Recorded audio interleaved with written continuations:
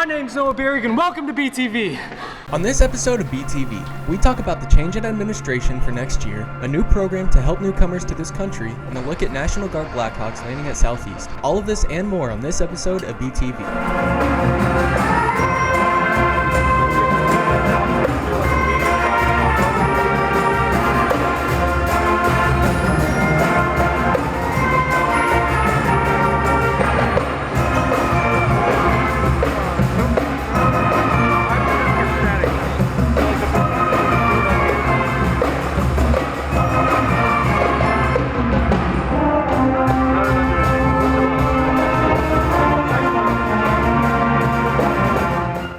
What a year, huh? If you haven't heard, nearly every admin is leaving at the end of the year. Reporter Alex Barker has more. The Southeast administration has been fairly stable for a while now, but next year we will have almost a new set of administrators. I am moving to Gateway Alternative School, but I will also be a hearing officer because the hearing office needs more manpower. So I've actually been doing that job already this year, but I'll be doing it both jobs, Gateway principal and hearing office next year. In addition to Mr. Mitchell moving to Gateway, many other administrators are moving as well. Jacob Henning is going to be the new principal at Meade Middle School. Kimberly Baldwin is going to be an assistant principal in Valley Center. Patrick Jackson will become Stuckey Middle School's principal, and Rachel Oliver will be the new principal at Mayberry Middle School. We will only have one returning Alpha administrator, Alicia Bush. It's going to, I would imagine, feel a bit same as starting this school year out because I was new. And so next year we're going to have primarily a new Alpha admin. It'll be myself and AD Hott, who is also a principal. Our new principal will be Claudia Cooper, who is currently an assistant principal at East. I have been a product of Wichita Public Schools. I have attended Southeast, not in this building, the old building Southeast. I worked at a couple of middle schools here in the district as a history teacher. For the last 5 years, I've been an assistant principal, and I am now coming back home to where I graduated from. Her deep connection to Southeast and its culture is what brought her back. I am a product of Southeast, and my kids are products of Southeast.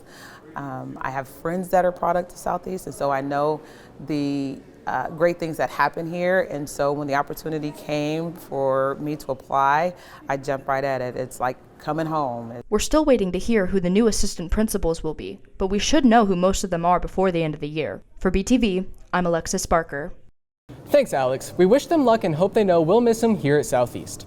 A couple of students, the ESOL department, and freshman mentoring work together to create a team to help people new to this nation. Reporter Ryan Newby has more. It is very hard to speak English. It's hard, very hard.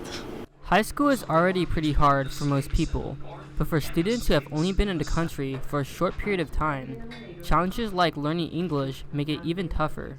We need patience and more time for studying. And we need translation. Due to difficulties English language learners are facing, a new mentoring program has recently been established. NSST, it's a newcomer student support team. It's basically a mentoring program for ESOL students. So two students really who were both in the newcomer program and then out of the newcomer program came up with the idea that they saw that was a need, and they're really guiding it. Many newcomers transporting to Southeast come from various areas around the world, including Africa, the Middle East, Mexico, and Central America. We have about 100 languages at Southeast High School, so to find mentors to be able to communicate with them was difficult. But that's what we've done. We've been able to find different students who can go in and mentor that speak the languages that are needed. The NSST program has a lot of potential opportunities in the future. So I'm also working with the International Rescue Committee, or IRC it's known as, and they're the ones that when refugees come to Wichita, they help place them in schools and get them housing. So they're looking at this not only for mentoring, but maybe tutoring in the future, and they're also looking at how to take this citywide, so to the other schools. So Southeast may be, the model for this program in the future. For BTV, I'm Ryan Newby. Thanks, Ryan. After a long delay, the security scanners finally came in March. Reporter Shireen Harris tells us how our students feel about them. At the beginning of this quarter, Southeast finally installed the awaited scanners. They are a measure that we are taking to make sure that our buildings are secure, to keep our students safe. Administrators were surprised at how quickly the students were getting through the scanners. We actually, having the most students who go through the scanners at one time, had the fastest first day of starting with our scanners. And so it's been a really quick process. There's always can be room for improvement. There seems to be a few issues regarding how the scanners are set up. Placement is actually one of the biggest things that we found. If the scanners are not placed correctly, they will set themselves off. And that has caused some students to have to go back and retry, even though they didn't have anything on them that set off the scanners. The opinions on the scanners vary amongst students. I feel scanners are a good thing. They're trying to keep us safe and make sure that nothing bad gets into the school, so I think it's a positive thing. To me, it kind of feels like the district was pushing the scanner initiative just to appease the parents and to make them feel safer, even though I don't know if the scanners genuinely do make us feel safer here at Southeast or not. I still think there's an ability to conceal and carry weapons into the building, even with the scanners. When you bring your binders and your laptops through the scanner and you lift them above your head, you can still store stuff in your binders. So I think it's honestly just it's not useful. Admins and security continue to find ways to make the process quicker and easier. For BTV, I'm Shireen Harris. Thanks, Shireen. The Army National Guard brought Blackhawks to Southeast for JROTC students to ride in and others to see. Reporter Brody Shaw went for the ride. Blackhawks today. I'm so very excited. It's a great experience. I can't wait. On March 29th, the National Guard brought Blackhawks and landed here at Southeast. It's a great activity for us to bring the helicopters in here, give the students and even the students that aren't in JROTC a chance to kind of see the helicopters come in, fly in, land. We'll have a static display, and then our JROTC students, about 80 of them, will actually get to fly on the helicopters that day. This is one way the Guard uses the helicopters for civilian and military applications. Do various missions, so obviously we flew to your guys' high school just to demonstrate, this is a Black Hawk, it's kind of what we do. We do like water buckets, so like we fight fires. It will bring students in. Students will see the helicopters flying in. They'll start asking questions. What is this about? Why are we doing this? And it gives us the chance to kind of tell our story also. Hey, we're JROTC. Our mission in JROTC is to motivate young people to be better citizens, not to put people in the military. However, we do put 15 to 20 kids each year into the armed services, the Navy, the Air Force, Marine Corps, Army, and the National Guard and Reserve units. Many cadets, this is cool, a once-lifetime experience that they can only do in JROTC. Are you excited to be riding the Blackhawks today? Yeah, I'm pretty excited, but I'm kind of also scared. Like, I've never experienced something like this, From Lander Air, for BTV, Brody Shaw. Thanks, Brody. Looks fun. On April 18th, the district held its second annual senior job fair. Reporter Citlali Martinez was there. Over 300 students attended this year's USD 259 Senior Job Fair. This is our second year to hold the full-time job fair for graduating seniors. We have over 500 openings represented at our fair today. This job fair will help graduating seniors look for a full-time employment to possibly start their careers immediately after graduation. A lot of the jobs that are represented in here today are not connections that your typical high school senior is going to say, oh, I'm going to go get a job at Spirit Aerosystems. Oh, I'm going to get a job at Equity Bank. They're more thinking, you know what I mean, like gas station, fast food type jobs. So we're really trying to allow them with career opportunities. I think this is really going to benefit people, and not just myself, but as well as like many students who came today. And even like if they keep hosting events like this, it will definitely give more job opportunities to people fresh out of high school and even to think about along the way. The career employers who attended this event were excited to show the graduating seniors what they can offer in hopes of recruiting. Show them that there's a pathway other than college, that you can do very well as a union tradesman. We do very well as electricians. It's very easy to have pride in what we do. You can provide a good living for yourself and for your families. So if a student brings up energy for us, we are going to amplify it and we are going to get them what they want and need. For BTV, I'm Citlali Martinez. Thanks, Citlali. Mrs. Farmer recently was named Kansas Teacher of the Year for Region 4. There are currently 8 contestants and only one will be selected in September to represent Kansas. They will travel around the state all year long to different conferences. They will also be a part of the National Teacher of the Year campaign. I'm really honored to be selected for it. Makes me feel proud. I'm excited to see where it takes me. Good luck, Mrs. Farmer. We hope you win. There's a new computer science class here at Southeast, but the teacher isn't actually in the room. Reporter Kevin Wynn tells us how the pandemic paved the way for remote classes between schools. Introduction to Computer Science is a new class here at Southeast. It's gonna help me pursue my career, getting practicing for coding. While this class is being held in Jeremy Borman's room, he's actually not teaching the class. And I like to walk around the class and make sure everybody's working on what they're supposed to be working on. And as long as nobody has any issues and everything's going smoothly, I will let Mr. Schonifer teach the class. So it has been a learning experience for both the teacher and the students, but it has gone really well. I thought that the distance might pose a challenge, but it's really, I've had no behaviors, I've had no issues. Schonifer says the class is developing very well, even though he's not in the classroom himself. I was really shocked at how quickly the students are picking up the coding and the programming languages that we're using in class. Students have been fantastic with this approach, and I think that they're excited to take these types of classes that they're interested in. For students, there are pros and cons of being taught remotely. It's pretty fun. There's not really much of a difference. It can be a little bit difficult because it feels a lot less hands-on, and a lot of the times the teacher isn't available if you do have questions. In the future, the district may be expanding this to all USD 259 high schools once they all have the same bell schedule. We could see this expanding to any subject.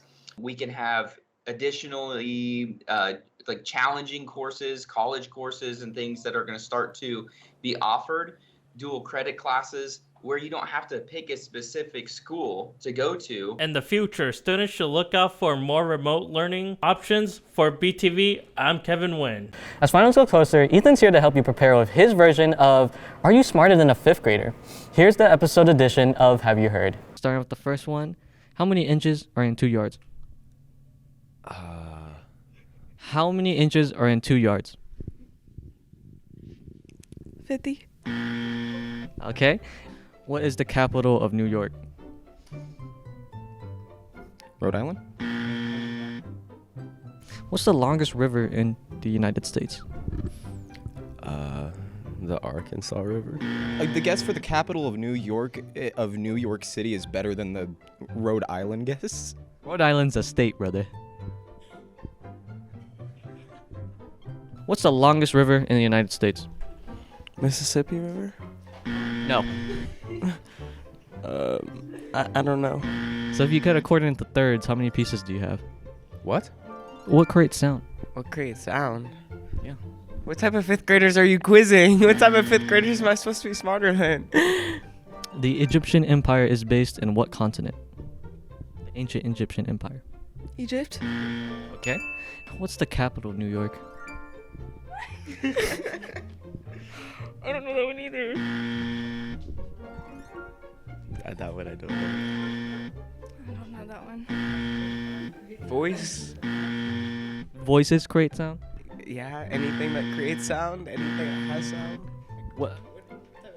No, vibrations, bro. Vibrations. Oh, yeah, vibrations. Oh my. The ancient Egyptian Empire was based on what continent? To be honest, I don't even know where Egypt's at. Wait, it's in the Middle East, right? So who was the president before George W. Bush? Oh, man. Ronald Reagan? It is not. Jimmy Carter? No. Bill Clinton? Yes. Oh, he knows his things. Now, After a quick week of painting, the murals are finished. A total of 5 students plus the muralists spent 5 days working hard on it. Come check them out at Upper and Lower E Hall. Chuck Schmidt, a former District 88 legislator, came into Miss Howard's government classes to talk about the role, power, and duties of being a state legislator on April 3rd and 4th. On April 13th, Mr. Schwier's aerospace engineering students launched the rockets they built. The rockets flew 2,000 feet in just seconds. On April 14th, Wichita Army recruiters came to Southeast to do their physical fitness test to ensure they are physically fit to perform their duties. On day 1, the Army did the test. Then on day 2, students were able to participate. I hope they just get an inside look of what we do. The events, they're very competitive, but they're fun, right? So just to give anybody an inside look that is maybe looking into the military when they do graduate high school. On April 27th was the Tatanka Awards. Students who won Student of the Quarter prior were eligible. This year's winners are Marisol Langston, Xander Rodriguez-Morant, Eliza Dawson, Jada Hall, Cindy Vo, and Anna Warren. Congrats, Buffs!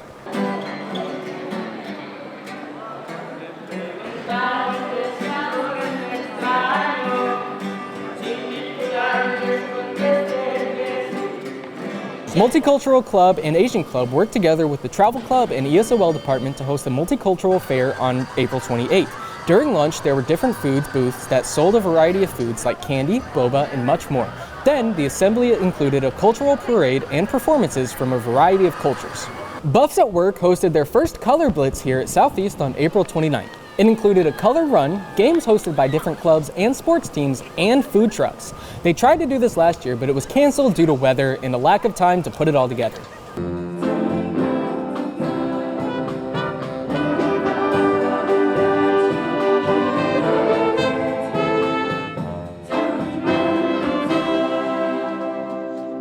Gold Dust, an annual end-of-the-year variety show, was performed here at Southeast on May 4th and 5th. This year's theme was time and included songs such as Time Warp and 9 to 5. A variety of fine art groups got to perform. Performances included duets, solos, and much more, but thankfully, no tornadoes this year. The first year of Cody is over and the juniors won. They were able to take the field trip to Chicken and Pickle on May 3rd. Cody brought more school spirit by encouraging students to participate and come to school events like assemblies, spirit weeks, and sports. Considering we were making it up as we go, it went fairly well. I think we'll learn some things that we can improve on next year and get it to grow and be even bigger next year. Here is this year's last Sportscast with William Sandlin.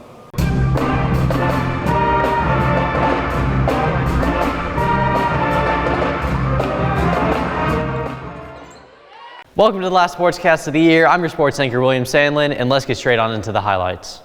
The track team is headed to Heights Invitational, where Angelique Gray placed third in high jump and DeJuan Colbert placed first in high jump and third in the 200 meter, and Jake Beecham placed third in the 800 meter and second in the 1600 meter. Traveling to Hutchinson Invitational this week, where Angelique Gray placed first in high jump and PR of 4 feet 10 inches. Soccer currently has a record of 4-6 with one tie at their game against West. They won 10-0. Goals from Aurora Delgado, Gabriela Odell, Mia Flores, Mia Powell, Kayla Methman, and Shane Potter. Senior night will be on May 9th versus Heights, so come out and support your Lady Buffs. Baseball is still fighting hard, but unfortunately lost to Northwest, East Topeka, and Garden City. Senior night will be against Capon on May 9th at West Urban. Softball is currently 4-8. They won a doubleheader against West. In their first game, they won 27-14, and in the second game, they won 29-14. Senior night will be against Bishop Carroll on May 9th at Two Rivers Youth Club. At the Southeast Swimming Invitational on April 22nd, Susie Jacobs placed third in the 100-yard backstroke and sixth in the 500-yard freestyle. Mia McCormick, Olivia Crow, Alyssa Newson, and Susie Jacobs placed third in the 200-yard freestyle relay. Tennis beats Northwest 6-3 on April 20th. At City, both doubles placed fifth. Jordan Hong, Anthony Nguyen, Christian Ashley, and Damian Bani. Regionals will be at East on May 5th. Good luck, Buffs. The golf team placed first out of all Wichita schools on April 17th at Auburn Hills.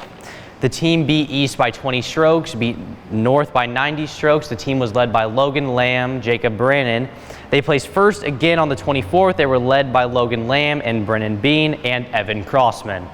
Several JROTC cadets went to Salt Lake City for archery nationals. The 3D team took home third place, and our very own Brody Shaw took sixth in the individual 3D competition. Congrats to also Christian Otis, Caden Ashley, Christian Mitchell, Alex Dawson, Noor Sadia, Abby Flores, Christopher Mitchell, Dominic Hall, Gabriella Wright, Grace Burrows, Tavon Warren, Kaylee Horsley, and Edgar Riaz. Our cheerleaders got to perform at the Wichita Sky Kings game at Coke Arena on April 21st. They also got to meet Kansas City Chiefs wide receiver Marquez Valdez-Scantling. On April 24, Zion Williams signed with Pratt Community College to further her basketball and track and academic career. Congrats and good luck, Zion. Just being able to associate with others, live the college life, be able to pursue my degree, and just, meet new people, enjoy me being an adult, yeah. That's it for the last Sportscast of the year. I'm your sports anchor, William Sandlin, and back to you, Noah. We'll leave you with some sights and sounds from the Gold Dust and bloopers throughout the year. See you next time, Buffs. When somebody loved me, everything was beautiful.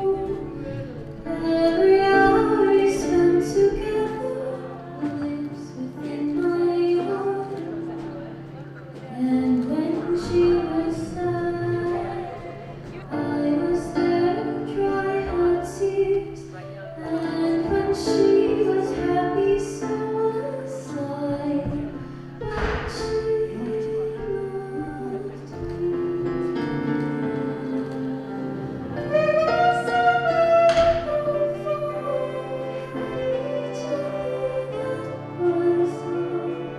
just she and I together, like it was meant to be.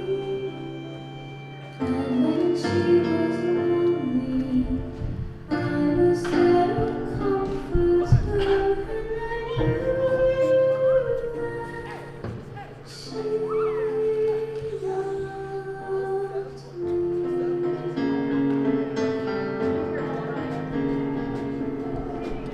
So the years went by, I stayed the same, but she began to drift away. I was left alone. Still I waited for that day when she'd say,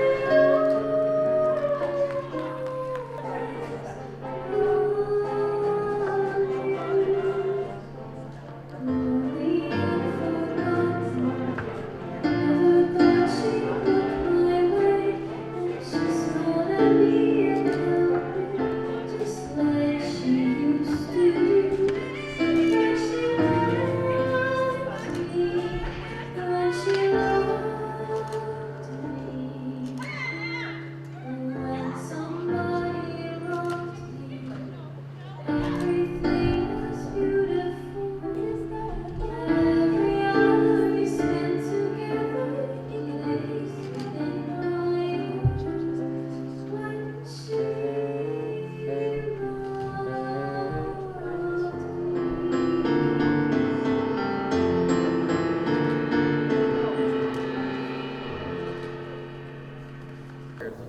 Welcome to BTV Bloopers. Sounds from Mrs. Fallon's Honors English 3. They're honors. There's the smart kids. I don't want to have to be doing this on Wednesday. Do it. Sorry. I said I don't want to be doing this on Wednesday. Thanks, Annalise. Thanks, William. We'll leave you with some sights and sounds from Mrs. Fallon's Honors English 3. Yeah. Now we go to William Why did I look at the paper? Fried rice and more. Happy Year of the Rabbit. Or the cat. Whichever.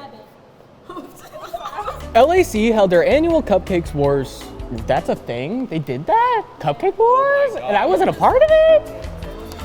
This guy, he doesn't even, he can't even set up a light correctly, you know? It's supposed to be facing me, and he can't even do it. I'm gonna call him out. It's Brody Shaw behind this camera, and right now he's being pretty dumb. I don't know why he's doing this right here. The light's right there. Hang on, let's show him. All right. You see what he's doing? He's messing up all the production. I'm the only one out here except for you. That might be true, but I'm the only one out here. that means Who's out here?